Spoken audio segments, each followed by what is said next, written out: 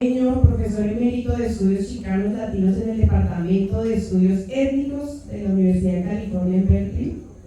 Sus áreas de investigación incluyen ciudades globales, migración internacional, estudios étnicos, raza, etnicidad, estudios latinos y caribeños, desarrollo comparado internacional, economía política, entre otras cosas.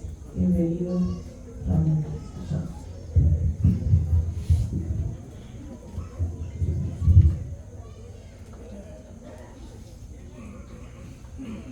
Muchas gracias. Quiero en primer lugar agradecer a todos y a todas ustedes por tomarse el tiempo de venir aquí a discutir, conversar, intercambiar. Creo que es un tema fundamental. Quiero agradecer a Codeca por tomarse esta iniciativa. Quiero agradecer el trabajo que vienen haciendo desde hace años compañeros y compañeras de Codeca. Quiero agradecer a Mauro, quiero agradecer a Neidia, a Elma, a Vicenta, a Sandra y a muchas y muchas otras que están tomándose estas iniciativas. Yo estuve aquí en el mes de marzo, precisamente dando una conferencia sobre este tema, el título de mi ponencia.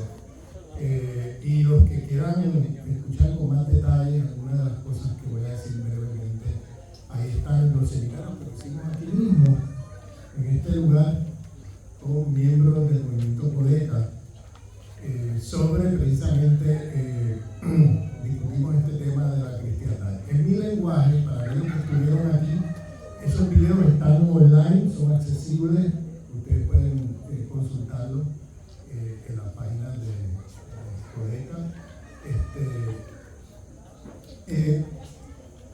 Yo quiero aclarar que yo distingo entre cristianismo y cristiandad.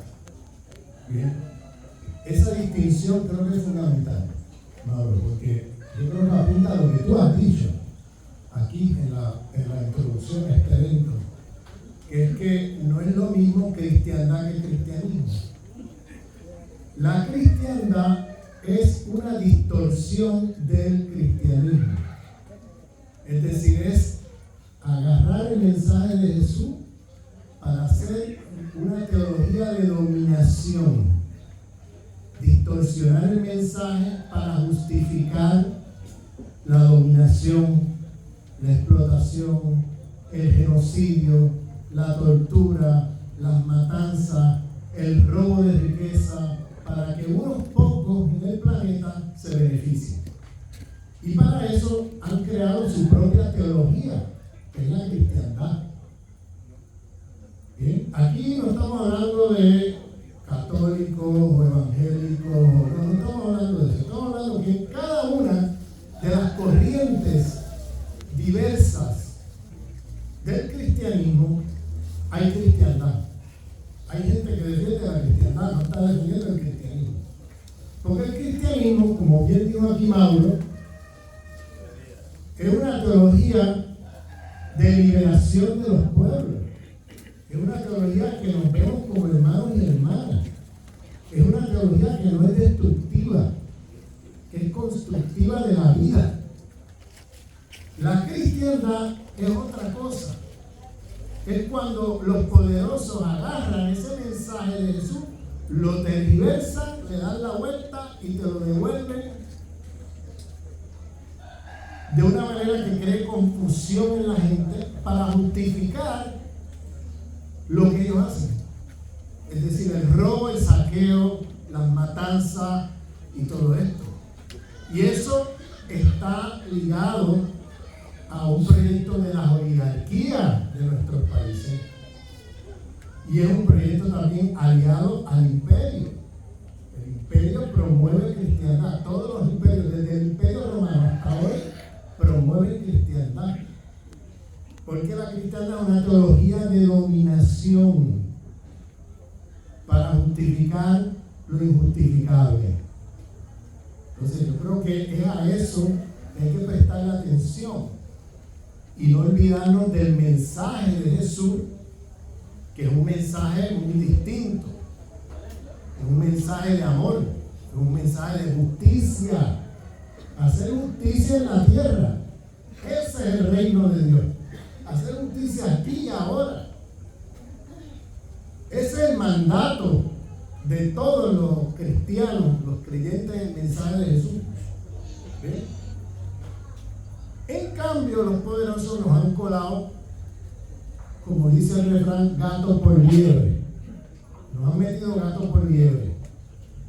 Para que los pueblos consientan, no resistan, se sometan pasivamente a la dominación del 1% de los poderosos, de los ricos. Porque si tú piensas que, por ejemplo, el gobierno es una estructura sagrada, el imperio es una estructura sagrada, si tú sacralizas los poderes terrestres, vas a caer en un problema que el mismo mensaje de Jesús nombra como idolatría. Vas a estar sacralizando cosas que no tienen nada que ver con Dios, que son creaciones de seres humanos que tienen agendas diabólicas, para usar un lenguaje teológico, agendas diabólicas, y se disfrazan del mensaje de Jesús para sacralizar, hacer sagrado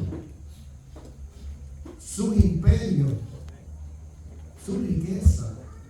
Porque si es sagrada y son los enviados de Dios a la tierra, entonces pues no hay nada que hacer, hay que entonces seguir lo que digan, ¿no? Pero precisamente de eso se trata la idolatría, cuando aparecen personajes en la historia o estructuras de poder que se quieren disfrazar de sagradas o de ser enviados de sagrados de Dios a la tierra, o ellos mismos nombrarse como hijos de Dios. Y esto viene de bien lejos, esto no es nuevo, esto viene desde el Imperio Romano. Desde el Imperio Romano. ¿Se acuerdan cuando el Imperio Romano se hizo cristiano? Se hizo cristiano porque el movimiento de los cristianos de la época era un movimiento de millones de personas que estaban cuestionando el poder del Imperio Romano. Era un movimiento antiimperialista romano, el movimiento de los seguidores del mensaje de Jesús. Era antiimperialista romano. Eso no se lo van a decir ustedes, los propagandistas de la cristiandad. No le van a decir eso, le van a encubrir eso. Que el movimiento cristiano en el siglo 3, 4, cuando se funda el cristianismo, era antiimperialista romano. Porque decía, ese movimiento decía, lo siento, pero usted es emperador. Usted es un ser humano como cualquier otro. Usted no es sagrado. Usted no es representante de Dios en la tierra, y por tanto usted puede ser sometido a la crítica porque usted no es infalible, usted no es libre de errores y de problemas. Por tanto, el pueblo tiene el derecho a apuntar y señalar los problemas que usted está creando aquí. Y eso, claro, el Imperio Romano no le gustaba para nada, porque le estaba desnudando el poder del imperio, poniéndolo al desnudo, porque ellos se intentan disfrazar como los representantes de Dios en la tierra, como el mensaje de Dios, el emperador como el representante de Dios en la tierra. Suena familiar, porque estas cosas no, todavía estamos ahí. Estamos en el siglo XXI y este tipo de mensajes lo seguimos oyendo de los imperios y sus seguidores. Este tipo de mensajes de ellos representarse como sagrados. Y entonces lo que hizo el movimiento de los cristianos en la época era denunciar, o sea, llamar la atención al pueblo de que ese señor emperador es un ser humano como cualquier otro, no es ningún representante de Dios en la tierra. Y ese señor está haciendo atrocidades, está esclavizando gente, está explotando a la gente, está dominando, está haciendo atrocidades. Y entonces lo criticaban públicamente. ¿Y qué hace el imperio en ese momento? Pues si no puedes contra ellos, únete a ellos. Y el imperio se hace cristiano. Y ahora el imperio viene y se disfraza de cristiano. Y dice, no me ataques porque soy cristiano como tú. El emperador Constantino, en el siglo IV, dice, no me ataques, que yo soy cristiano como tú, no me critiques, soy de lo mismo, ¿no? Pero ¿qué hicieron? Ahí distorsionaron la teología del mensaje de Jesús, la distorsionaron para poder justificarse y sacralizarse ellos. ¿Ven? Esa teología de dominación que empieza allí con el emperador Constantino sigue hasta el día de hoy. Sigue hasta el día de hoy. Después vinieron en Europa los señores feudales, y cada uno decía que era el representante de Dios en la tierra. Y cada uno, el que no estuviera con el emperador o con el señor feudal, lo metían en la hoguera, lo quemaban vivo. Dime si eso es cristianismo. Eso no tiene nada que ver con cristianismo. Esas matanzas, la Inquisición, metieron la Inquisición para torturar y matar a todo el que no estuviera con ellos. Todo el que no estuviera con los poderosos, los ricos, los explotadores, los dominadores, pues los metían en la Inquisición y allí los torturaban y los mataban. Dime tú si eso es cristianismo. Dime tú si eso es amar los unos a los otros, el mensaje de Jesús. Dime tú si eso es la justicia en el mundo de la que llamaba Jesús todo el tiempo. Amar al prójimo como te amas a ti mismo. O sea, todos estos mensajes de Jesús no tienen nada que ver con la cristiandad.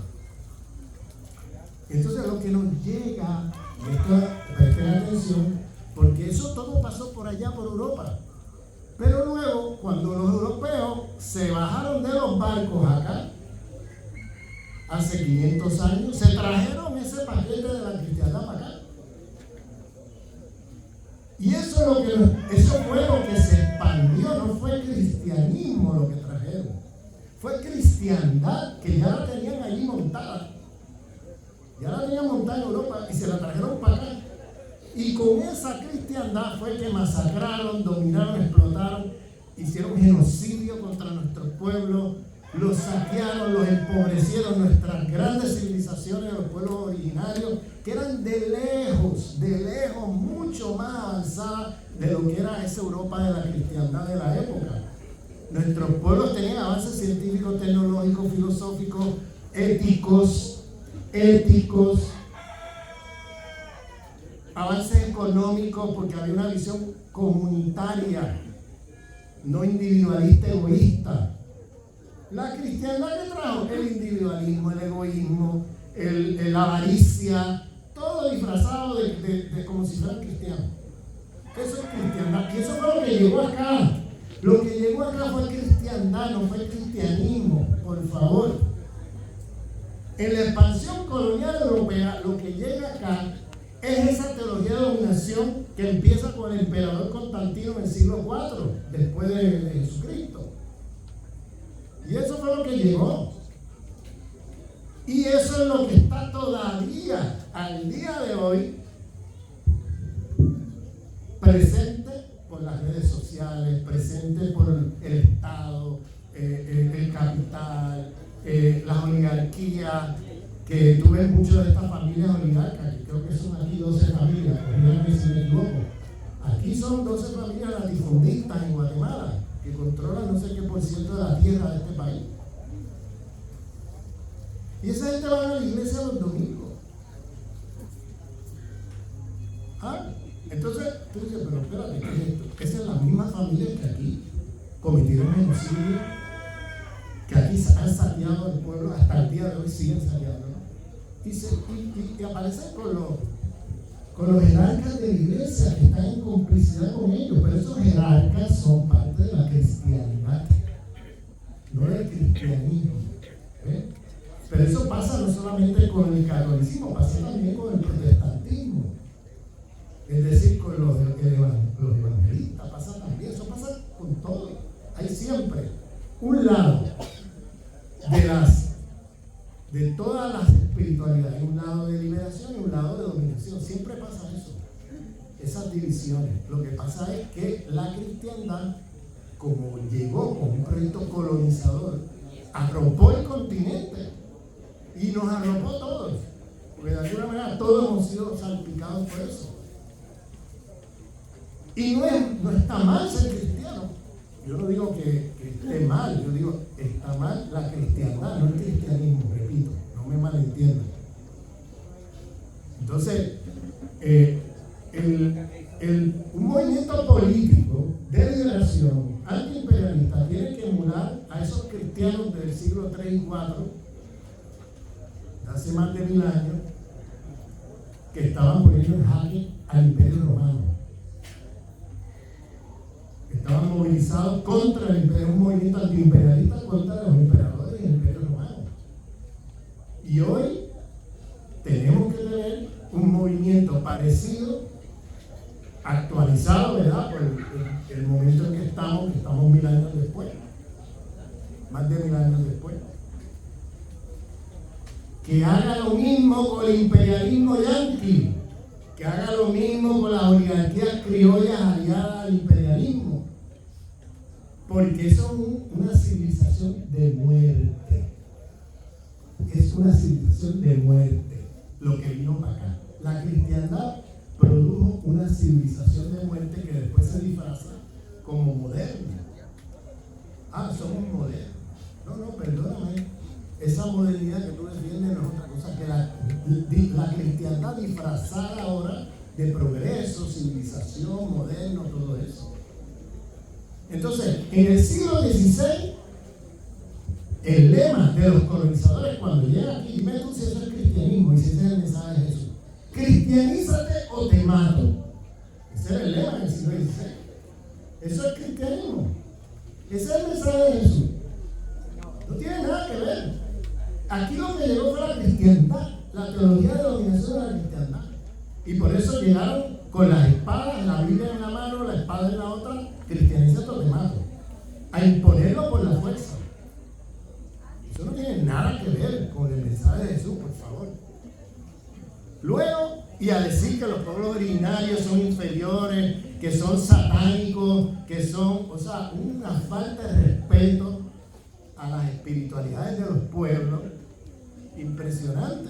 Y todavía al día de hoy hay gente que se cree eso, porque siguen enchufados con la cristiandad como teología de dominación. Y luego, en el siglo XIX, 300 años después, ya cuando colonizaron y se establecieron, vinieron con el civilízate o te mato. Civilízate o te mato. Tú eres un indígena, un pueblo originario, y ahora te van a caracterizar como atrasado, te van a caracterizar porque te han destruido tu civilización, te han dominado, te han destruido tus conocimientos ancestrales, te han destruido tus avances científicos y tecnológicos, que eran de lejos más avanzados que los de los europeos en la época. El calendario maya era el calendario más preciso del planeta Tierra en 1492. Los europeos no sabían ni de lo que hablaba el calendario maya, porque ellos no tenían ni idea de lo que era poder predecir un eclipse solar, un eclipse lunar, fenómenos atmosféricos como hacía y hace el calendario maya. Y eso luego dicen, no, es que ustedes son inferiores a nosotros. Luego ellos vienen con el racismo a decir, no, nosotros somos superiores, ustedes son inferiores. Y vienen con la idea de, civilízate o te mato. Yo te estoy trayendo aquí civilización, si tú resistes, te mato. Esto es que luego que empezaron con el cristianízate o te mato, luego lo camuflajean con civilízate o te mato. Mataron a millones de seres humanos, la mayoría indígenas. Termino ahora, un segundo. Indígenas de los pueblos del mundo entero, millones, porque son un obstáculo al progreso, son un obstáculo a la civilización. Luego en el siglo XX desarrollan los tematos. Tú eres un subdesarrollado, claro, después de 400 años de saqueo colonial, pues tú estás empobrecido, ¿verdad? Civilizaciones esplendorosas como la de nuestros pueblos originarios, donde nadie se moría de hambre, donde no había pobreza, y ahora aparecen empobrecidos nuestros pueblos. Claro, después de 400 años de colonialismo, de explotación, de cristiandad, ¿no? De esa teología de dominación para justificarse ellos, pues claro que estás empobrecido. ¿Entiendes? Entonces dicen, no, es que tú tienes una cultura de la pobreza. Tú eres pobre porque hay algo mal contigo. Y entonces ahora el desarrollo de Totemato. Y ahí vinieron los golpes de Estado de la CIA por todo el mundo, imponiendo dictaduras militares desarrollistas. Yo no les tengo que contar eso a ustedes, eso pasó por todo el mundo, pero no les tengo que hacer la historia de Guatemala. Ustedes la conocen mejor que yo. El golpe de Estado de la CIA en 54, el genocidio contra nuestros pueblos originarios aquí, esa dictadura sangrienta que impusieron aquí con el desarrollo de Totemato. Tú eres pobre, tú eres un desarrollado, vengo a desarrollarte, vengo a traerte progreso y desarrollo. Mentira, vienen a saquearte. Siempre vienen con discursos bonitos. Vengo a cristianizar, vengo a civilizar, vengo a desarrollar. Y en los últimos 20 años del siglo XXI democratiza Totemato. Ahora en el Medio Oriente han matado a millones con el democratiza Totemato. Y yo vengo a traerte democracia porque tú eres autoritario, dictatorial. Claro, muchos de esos dictadores lo pusieron ellos mismos durante los golpes de Estado de la CIA para poner dictaduras militaristas durante el periodo de desarrollo de Totemato. Pero ahora dicen, no, es que ustedes tienen una cultura autoritaria, yo vengo a enseñarte democracia. ¿Y qué hacen? Te enseñan democracia como bombardeando, matando, con tanques de guerra, invadiendo tu país, desplazando a millones de sus viviendas, de sus territorios y matando a millones. Eso es lo que han hecho en los últimos 20 años en Medio Oriente. El democratiza Totemato. Oigan, y en la etapa de decadencia imperial en que estamos, ahora el lema es lo que está pasando en Palestina, en Gaza, ese genocidio que están haciendo allí. Ahora es suicida Totemato. Ahora suicida Totemato. O sea, en la etapa de decadencia de esas estructuras de la organización imperial, que como están ahora, que estamos en etapa de decadencia, ya no les importa venderte el fake news, la mentira de que vengo a cristianizar, o a civilizar, o a democratizar, o a desarrollar. Ahora no les importa, ahora dicen, mira, suicida Totemato porque yo necesito un complejo hotelero frente a estas playas en Gaza. Ahora es el descaro abierto y ya sin ocultar nada, que era lo que hicieron desde el primer día, era suicida Totemato. Pero lo encubrían con que no, yo vengo a salvar tu alma, porque yo vengo a cristianizarla, o yo vengo a salvarte de tu barbarie, porque vengo a civilizarte, o yo vengo a salvarte de tu pobreza, porque tú eres un subdesarrollado, vengo a desarrollarte, o vengo a democratizarte, porque tú eres autoritario, dictatorial, violento. Ahora eso se acabó, ahora viene clarito. O te suicidas o te mato, porque aquí vamos a meter un complejo hotelero frente a las playas de Gaza. Eso es lo que está pasando hoy. Ahora el proyecto genocida se hace abierto y evidente al mundo entero. Ya nadie puede decir, yo no sabía eso. Yo no sabía que estaban matando a la gente ahí en Gaza. Nadie puede decir eso ya. El genocidio está a los ojos de todos. Y nos toca ahora asumir responsabilidad como humanidad para acabar con esta civilización de muerte que ha matado a millones de seres humanos por los últimos 500 años, pero que además está destruyendo la vida en el planeta Tierra con el desastre ecológico también que han hecho, destruyendo la naturaleza que nos rodea, produciendo muerte de la vida en el planeta Tierra. Y nos toca crear un nuevo sistema civilizatorio que afirme la vida,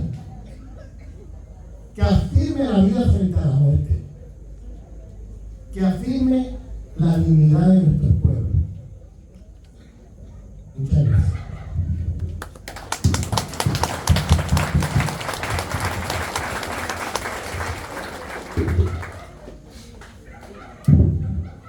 Muchas gracias, amor.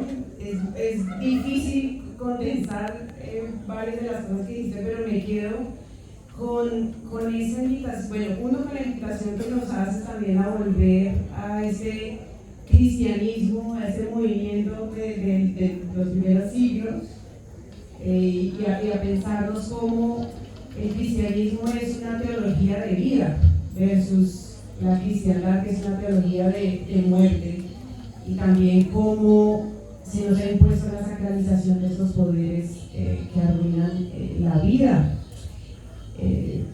pero también cómo estamos llamados a resistir y a propiciar también un cambio en esta decadencia que está teniendo también el mundo.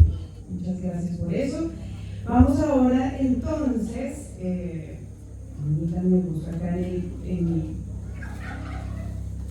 mi celular, tenemos con nosotras y nosotros a Claudio Ramírez. Claudio es teólogo argentino, doctorado en Ciencias Sociales en la Universidad Nacional de Jujuy en Argentina, profesor de Teología y Doctrina Social en la Universidad Católica de Salta, miembro fundador de la comunidad intercultural Miahui, voz fundacional y principal impulsor de Teología Viadala. Bienvenido.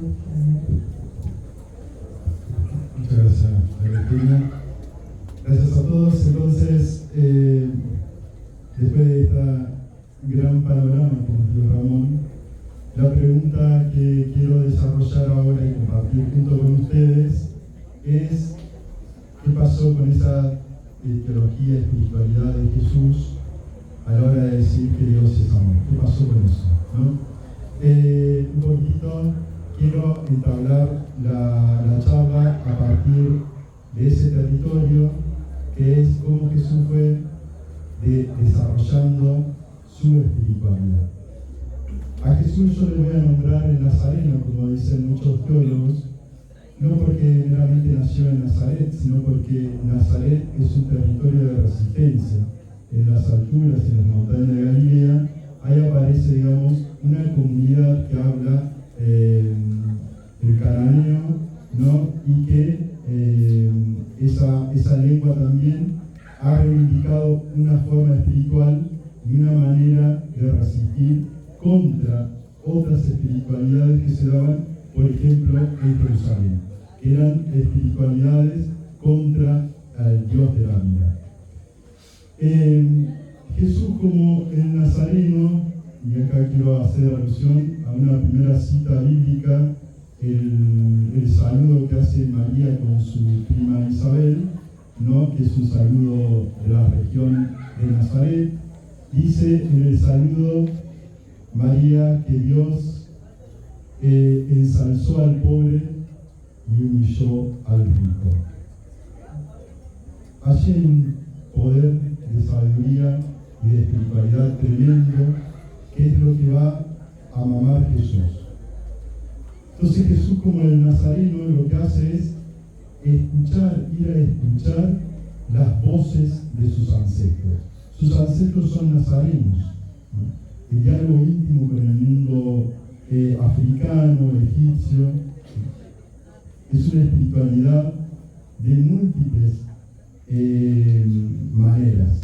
Entonces nosotros no podemos pensar que en el momento de Jesús había una sola forma de espiritualidad, había varias.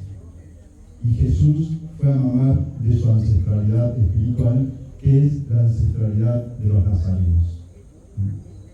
Entonces Jesús, como ese nazareno, empieza a elaborar esta espiritualidad que va a calar muy profundamente en sus seguidores, que van a ser los seguidores del movimiento del Nazareno. Estos seguidores, él le va a dejar la forma de una praxis de recuperar la ancestralidad, la espiritualidad de ancestralidad.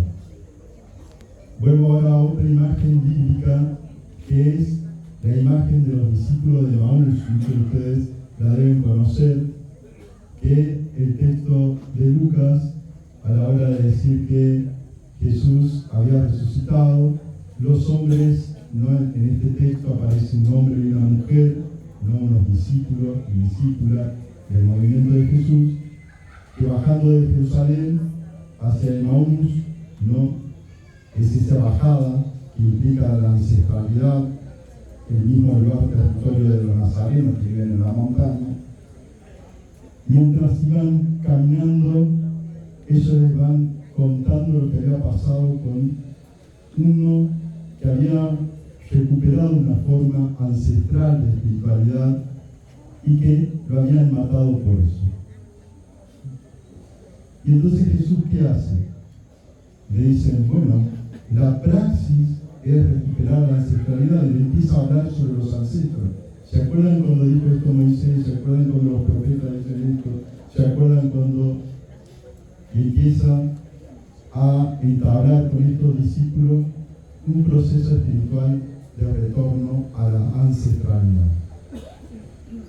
Esa manera de ancestralidad tiene que ver también con una forma concreta de vivir esa espiritualidad ancestral, que es la fracción del pan. Dicen, el texto termina diciendo, los hemos reconocido cuando compartió el pan. Entonces esa espiritualidad del nazareno implica eso, ir a beber a las raíces espirituales de nuestra ancestralidad y de ahí recuperar, digamos, el momento, una praxis de vida que era compartir el pan. Ahora en esa ancestralidad, el movimiento de seguidores del Nazareno van a decir que Jesús recuperó una tradición antigua del mesianismo. Recordemos que el mesianismo, que surge después del exilio de Babilonia, ¿no?, que se va a gestar concretamente, va a tener dos líneas. La primera línea, que es el mesianismo, tenía que ver con recuperar el reino de David. ¿Por qué la memoria del reino de David? Porque es un reino donde la vida era vivible, se podía vivir, era un reino seguro, y entonces en la memoria queda esta cuestión. Tenemos que recuperar, y el mesianismo implica eso, recuperar el reino de David. Por eso, en algunos textos del Nuevo Testamento, vamos viendo que a Jesús le dicen el hijo de David, porque hay en la memoria la idea política de reconstruir el reino de David. Un reino seguro, un reino donde la vida es posible ser vivida. En un segundo momento, después del exilio, cuentan que en el exilio los babilonios, habían destruido el templo de Jerusalén. Y entonces a la vuelta había que reconstruir el templo. Que los sacerdotes de Esdras y Nehemías cuentan que fueron a reconstruir un templo, pero era un templo chico, no era el templo de Salomón. Por lo tanto, la reconstrucción del templo, que era el templo de Salomón, implicaba un mesianismo cósmico. El templo de Salomón tenía que ver con esa mirada cósmica que tenía el pueblo, de mirar que Dios no solamente transita en la historia, sino que Dios está presente en todas las formas cósmicas que hay en nuestra vida y en el universo. Esas dos miradas fueron convirtiendo al mesianismo de Jesús como un mesianismo profético, el profeta Jesús como el nazareno profeta, que viene a decir que Dios está caminando en la historia de los pueblos, en cada uno de los pueblos. Y la otra, el mesianismo cósmico, que va a decir que Dios tiene una forma cósmica de sustentar la vida. Dios está sustentando en su múltiple forma de vida cósmica, Dios está sustentando la vida. Dios presente en la historia y en el cosmos implicaba una manera de comprender la justicia. Ahora, ¿cuál es esa manera de comprender la justicia que tenía la espiritualidad de Jesús? En cuanto que Dios está en la historia, tenía que ver que Dios está del lado de. Y ustedes ya saben de qué lado está Dios. Dios, para el profetismo del Nazareno, Dios estaba del lado de los pobres, del lado de los que sufren, del lado de los marginados. Y por otro lado, en la mirada cósmica, Dios hace justicia no solamente al pobre, sino que hace justicia a todo el cosmos. De tal forma que el cosmos se renueva en esa justicia de estar del lado del pobre, se renueva como tierra nueva y cielo nuevo. Que empieza a forjarse el pensamiento apocalíptico de los seguidores del movimiento de Jesús. El Apocalipsis es esa mirada política espiritual en el cual Dios está en la historia del lado de los pobres y busca de una manera cósmica seguir sosteniendo la vida aún ante los sistemas de muerte.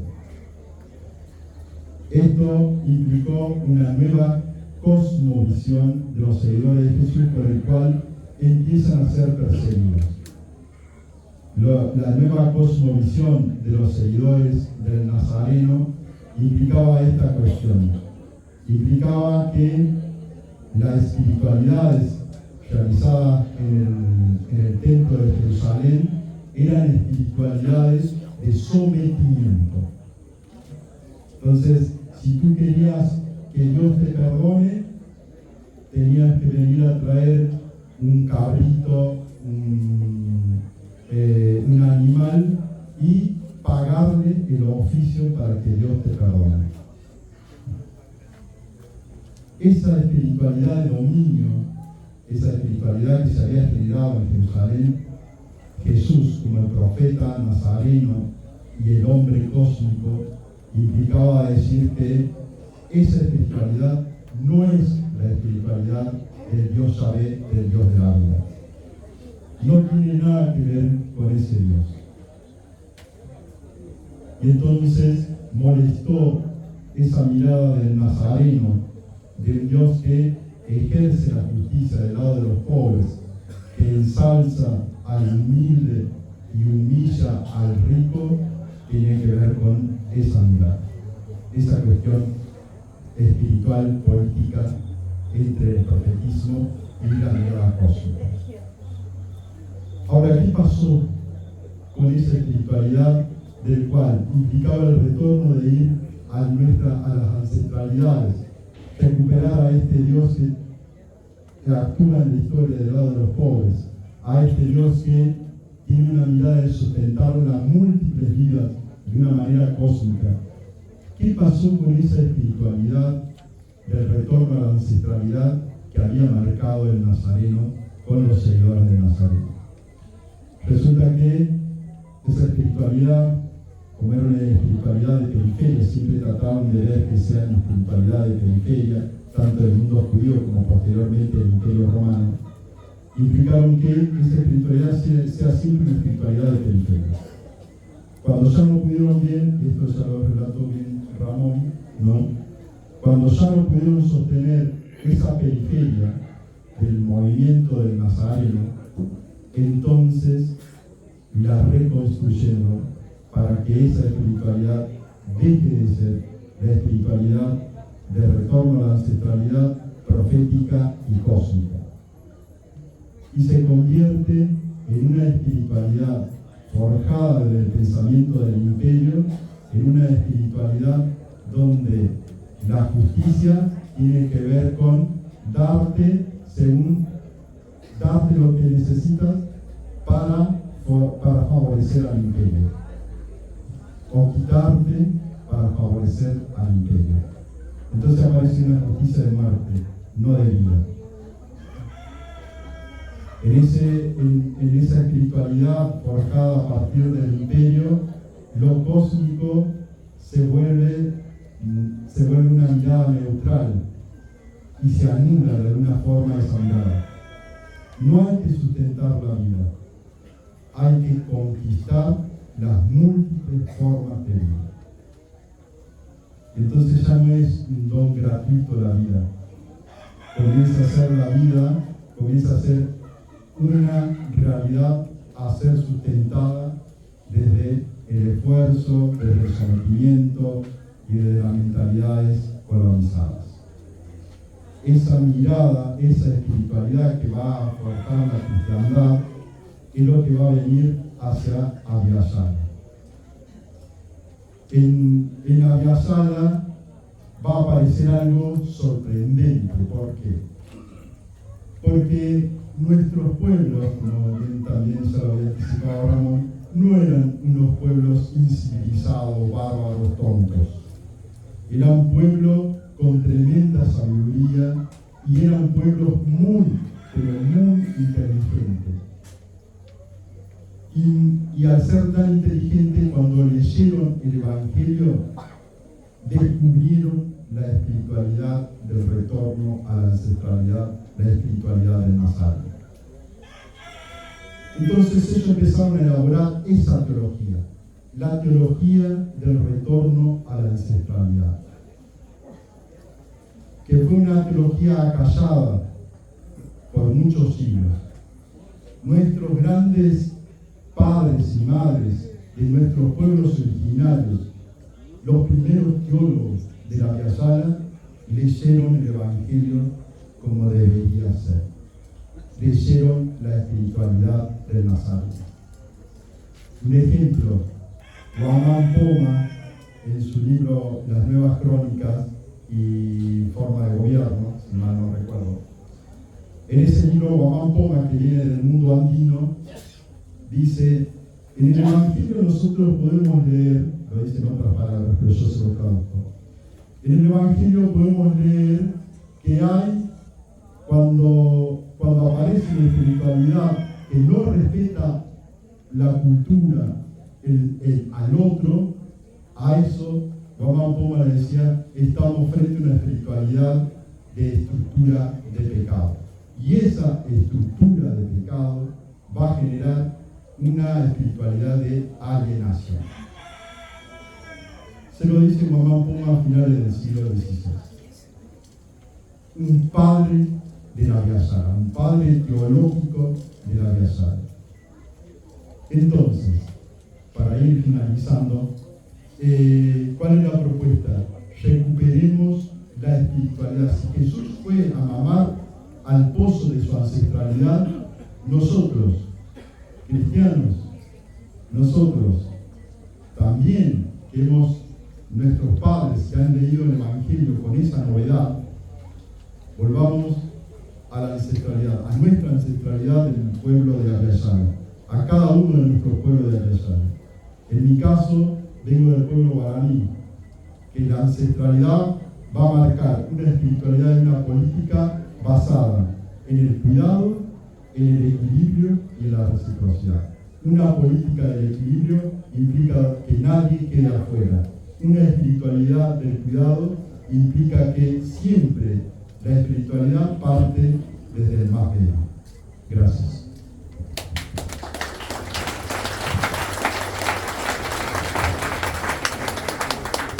Claudio, muchísimas gracias. Algunos puntos que nos indica Claudio a través de revisar cómo nace, cómo fue ese caminar de la espiritualidad de Jesús, estos dos puntos de clave de regresar a la ancestralidad, pero también de reconocer a este Dios que camina con los empobrecidos y que también sostiene el cosmos. Gracias por mostrarnos también cómo nuestros ancestros en la Via Yala sí entendieron el mensaje, aunque hayan sido callados. Gracias por esa invitación de volver a revisar eso, a caminar en esa espiritualidad también, en recuperarla. Ahora cerramos nuestra mesa también con broche de oro. Vamos aquí, voy a leer rápidamente la presentación de Ameyali Martínez Zárate.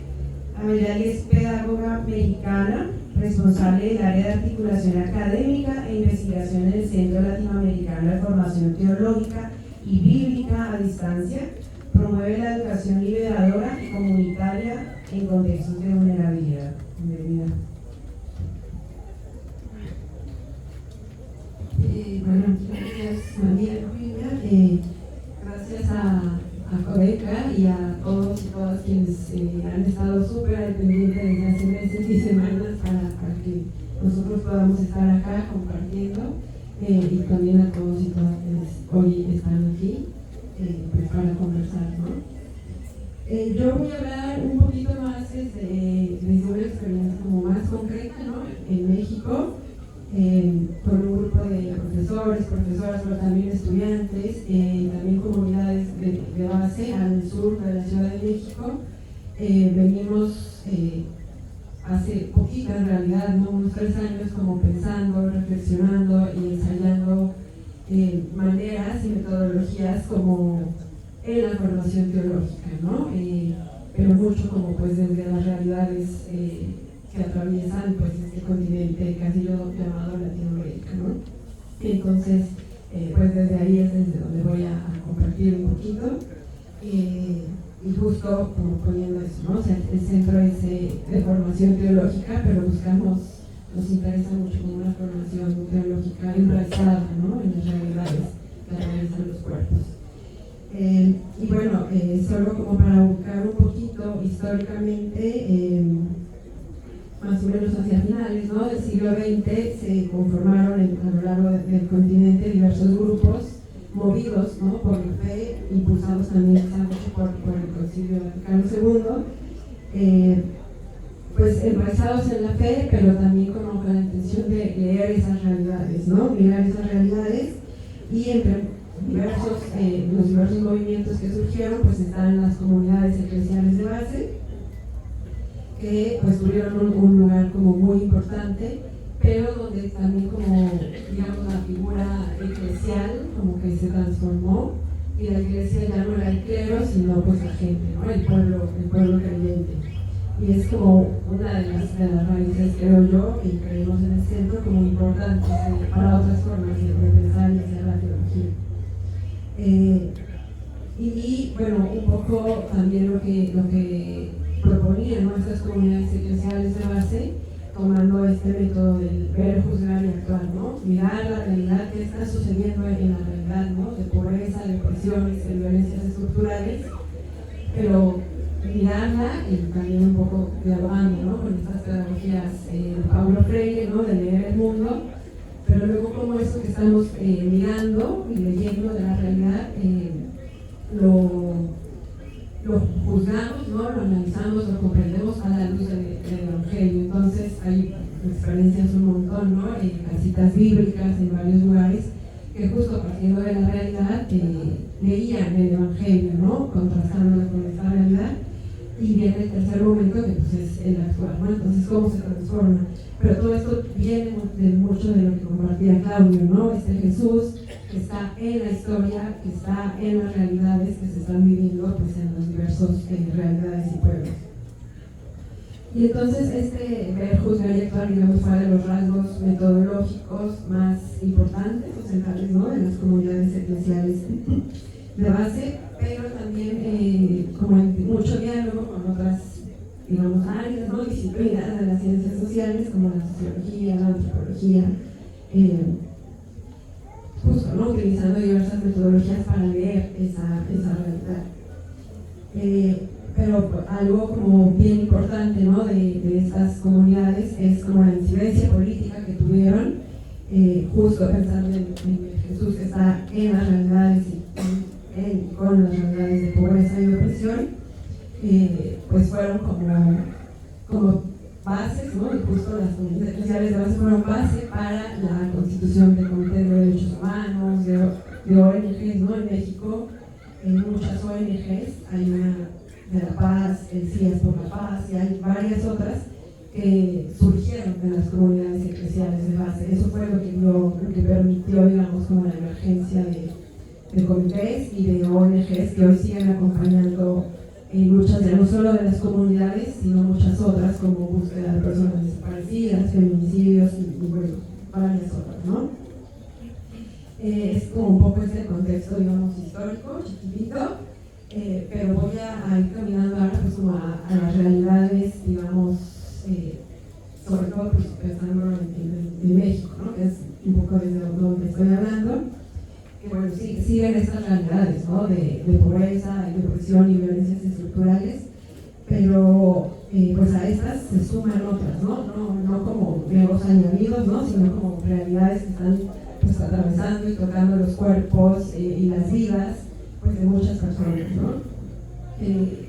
En México tenemos más de 130,000 personas desaparecidas, en este último año son por lo menos 40 al día, ¿no?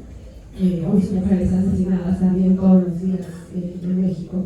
Entonces, un poco desde vemos cómo estas realidades que ya venían en las comunidades leyendo desde hace años, pues se vienen agregando otras que pues expresan, ¿no?, estos sistemas de muerte que se expanden. Entonces, pues también, pues esto, ¿no? Desde la convicción de fe que nos mueve, nosotros creemos en el espacio, ¿no? Desde el que hablo, pues, que Dios está también en esas realidades, ¿no? En esas de desaparecidos, en esas de feminicidios, en esas de desplazamientos, y que pues hacer teología, y pensando además como un hacer, ¿no? Que no es un discurso ni una mera reflexión, sino es hacerla, pues es partir de esas realidades, ¿no? Que están diciéndonos algo, y que desde esta tradición como de la teología de la liberación son realidades que se ven pues como pecado, ¿no? Y bueno, un poco en esto, y desde el interés en la formación teológica que parta de estas realidades, lo que hemos mirado es, sobre todo pues en la realidad de México, ¿no? Como un poco la ausencia de metodologías y de enfoques que permitan partir y leer de esa realidad, ¿no? Es como doloroso y frustrante, ¿no? Mirar que jóvenes que ingresan a los seminarios para formarse en teología, los testimonios, ¿no? Que comparten diciendo, bueno, a mí me dijeron que ahora que voy a entrar, ahora sí voy a aprender teología, ¿no? Y entonces pareciera que aprender teología es desprenderse de las vivencias y de las experiencias cotidianas, ¿no? Enraizadas en la vida, y aprenderla en los libros, ¿no? Entonces, por ahí va más o menos esta formación en el contexto mexicano, ¿no? Y entonces ante ello pues venimos intentando ensayar metodologías mucho en diálogo con la antropología, pero sobre todo con las pedagogías, y en particular me gustaría hoy compartir un poquito sobre las pedagogías feministas y de la ternura, que ponen el acento, ¿no? En varios elementos, pero pensando en estas realidades como de violencias tan crueles, ponen el acento y nos hacen mirar, por un lado, pues los cuerpos, ¿no? ¿Qué lugar tienen nuestros cuerpos, nuestras corporalidades en esas violencias, ¿no? Cómo están siendo tocados desde la salud, ¿no? O sea, lo físico, ¿no? Con la contaminación, los desplazamientos, pero también cómo se marcan, ¿no? Cómo duelen los cuerpos.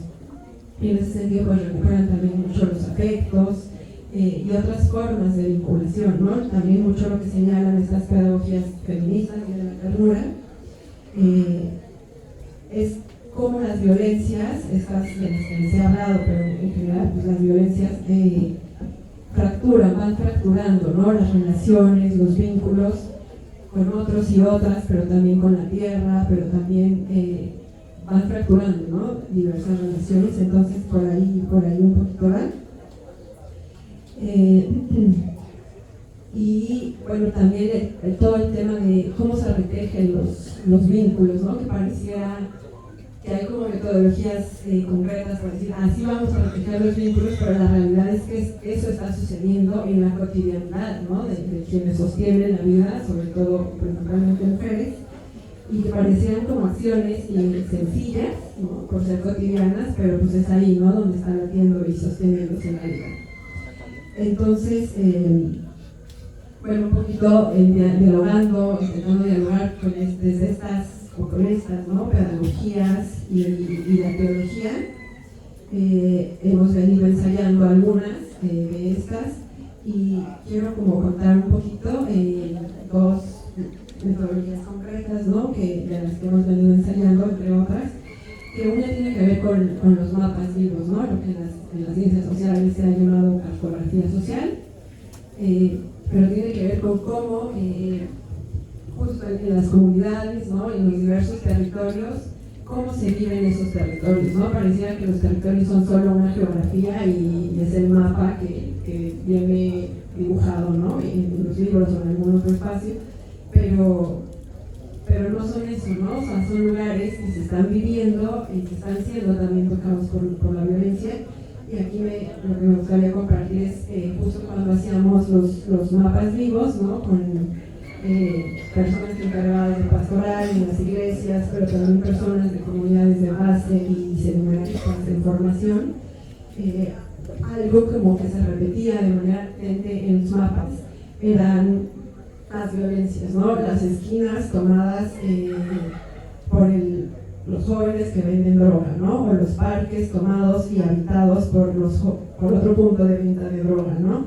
Entonces, se repetía como muchas esquinas o muchos parques o muchos lugares que eso, ¿no? Que dan cuenta de que en esos territorios y colonias, ¿no? Sobre todo periferias urbanas, desde lo que hablo, están siendo como tomados, ¿no? Y arrebatados, pues eso, ¿no? Por la delincuencia, por la violencia, por el crimen, y van condicionando cómo se habitan los lugares, pero también cómo los caminamos, a qué hora los caminamos, y luego cómo eso va repercutiendo pues en los vínculos y en las relaciones que se tejen con los vecinos, con las vecinas.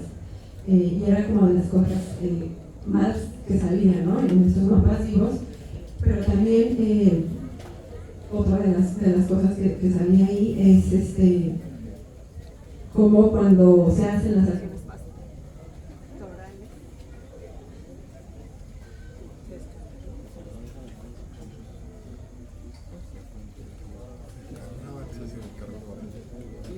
La batería.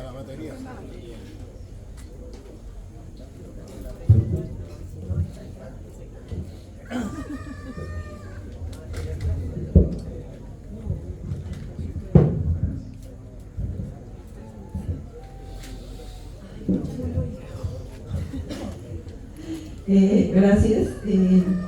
Bueno, me queda poquito tiempo, entonces, bueno, esa es una, pero otra importante han sido las cartografías corporales, que justo permiten recuperar los afectos, las emociones, también mucho los ancestros y ancestras, ¿no?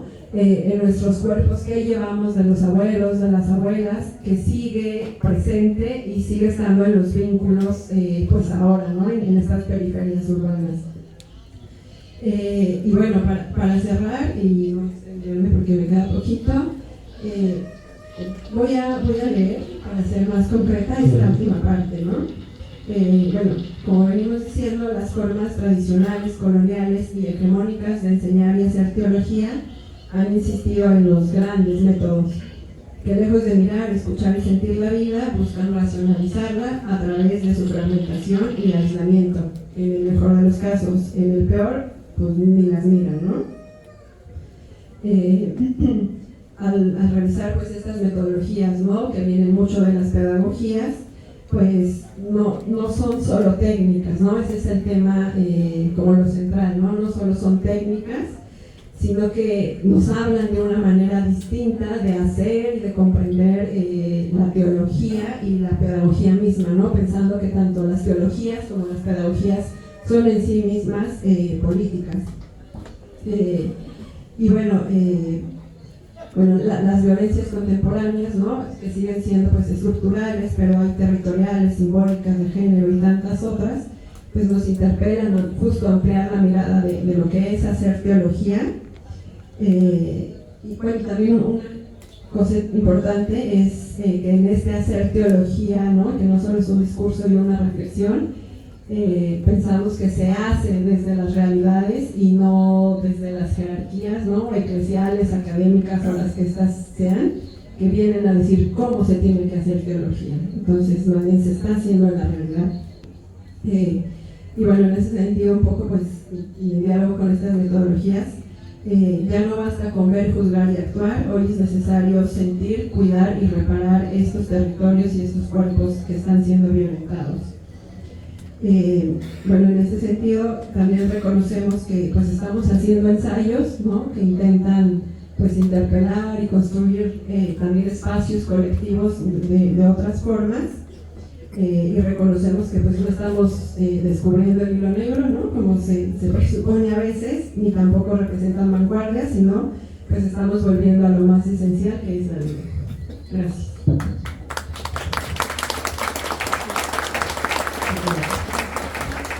Muchísimas gracias por esta reflexión que gira en torno a lo práctico también, en nuestras realidades. Me quedo un poco con lo que dices del cambio que hubo también en los seminarios, ¿no? Como un auge también de las metodologías o de esas comunidades eclesiales de base a lugares donde en los seminarios se pierde eso y casi que hay una lógica de pronto más racional europea, como dices, de grandes de grandes métodos que se olvidan que realmente pues la camino con Dios es en la realidad.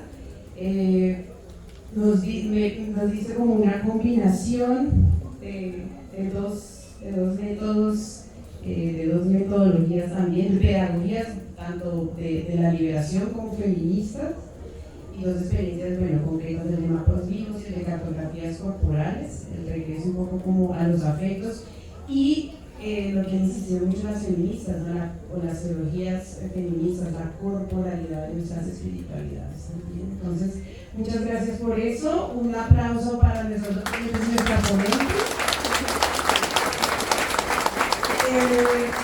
Tenemos ahora un rato para preguntas, para conversar.